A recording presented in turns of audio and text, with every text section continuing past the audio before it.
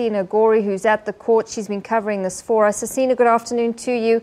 The judge saying he believes that Sebolai is more regretful than remorseful about the crime, and that's a theme that we heard running throughout these proceedings. Yes, Nishasha, that was one of the things that the judge continuously said, that Donald Sebolai did not show a genuine remorse. He was more regretful for the actions that occurred. He felt sorry for himself that he got caught. He said that his actions were callous and that, as you said, he wanted Dolly Shabalala to die, nothing more, nothing less. He described it as Donald Sebolai watched as the life oozed out of Dolly Shabalala that day, and he watched life leave her eyes. And that was his reasoning behind the harsh sentence that we saw him hand down today. Donald was sentenced to 20 years for count 1, which was murder. The minimum prescribed sentencing for that is 15 years normally, and he was given 20 years. He was given an additional 5 years for count 3. That was for defeating the ends of justice. If you remember that when the incident occurred, Donald had fled the scene in the car of Dolly Shabalala's, and he evaded arrest for 9 days. He was finally arrested, and that was where why he got 5 years for that. Both these sentences will run concurrently, meaning that he will serve 20 years effectively in prison. Sebolai's lawyer has maintained that the DJ is not guilty of murder. How certain is it that they will file an appeal against the conviction?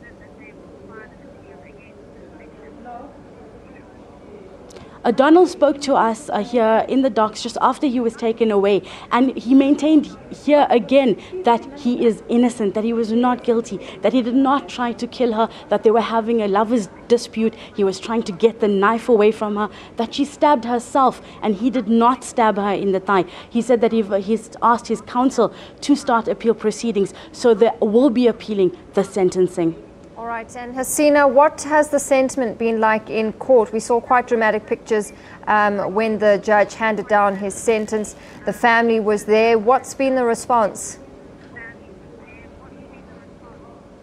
Both Donald's family as well as Dolly Shabalala's family was here in court throughout proceedings. You saw them sitting in the front rows. Shabalala's family were wearing T-shirts bearing her faces. We saw them holding posters up. Today we saw various different ones coming out. Once court was adjourned, we heard them singing, chanting, quite happy that he would be going to prison, that he would be paying for the murder of Dolly Shabalala. His family a bit more emotional, a lot of hugging, crying between them, very much more touching compared to on the Shabalala side, who were a bit more joyous. But we spoke with both the mothers. Elizabeth Marawa, the mother of Dolly Shabalala, said, however, she's not happy. She was emotionally, physically, and financially affected by the loss of her daughter, and she wanted him to get effective life, and that 20 years was still not enough for the loss of her daughter.